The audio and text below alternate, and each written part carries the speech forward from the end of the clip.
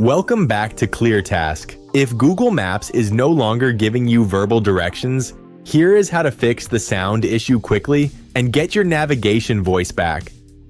First, let's verify your device's volume controls. Ensure your phone's physical switch is not set to silent. Then press the volume up button while the app is open. On many devices, the ringer volume is separate from the media volume used for navigation, so make sure your media slider is turned all the way up.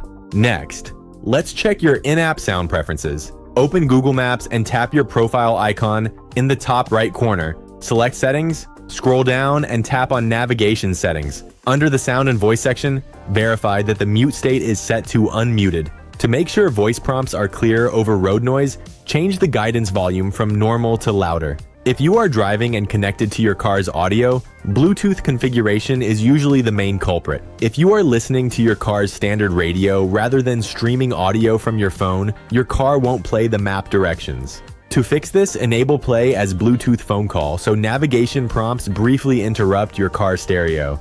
Alternatively, you can disable play voice over Bluetooth entirely to force the sound through your phone's built-in speaker. Finally, if the app remains silent, completely close and restart Google Maps, or check your App Store for a pending update to clear out any temporary software bugs. If this guide helped you fix your navigation sound, please drop a like and subscribe to ClearTask for more straightforward software solutions. Thanks for watching.